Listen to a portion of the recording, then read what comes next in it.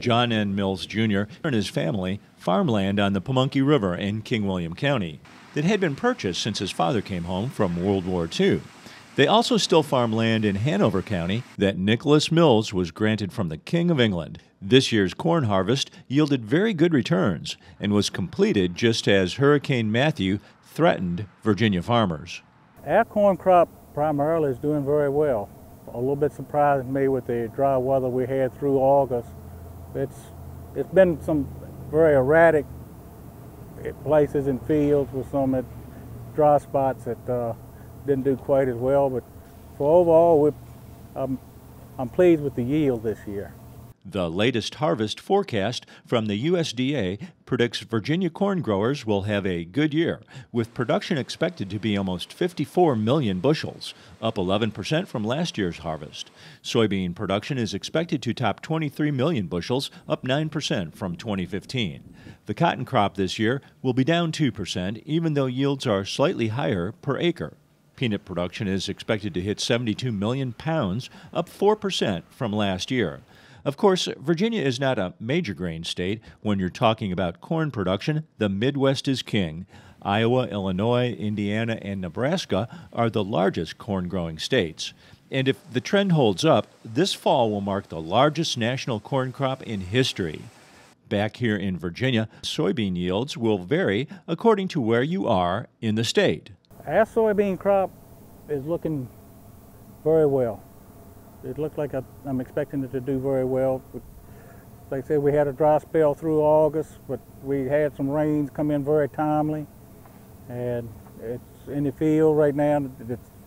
We have some that are ready to harvest with some that are just starting to mature. The beans look good right now in the field, but they're not as yet.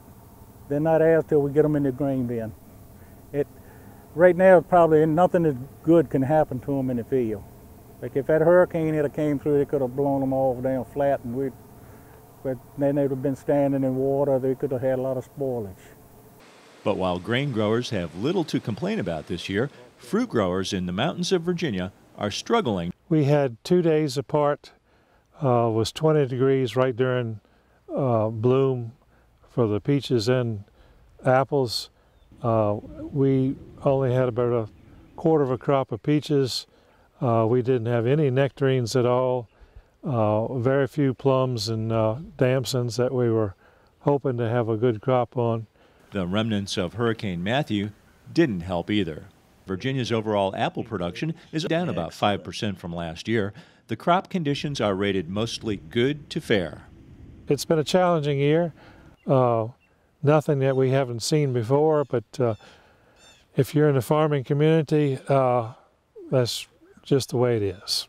Virginia grapes are the other major fruit crop that was affected by late freezes. Many grape producers also lost fruit when the April frosts hit after a warm end to the winter.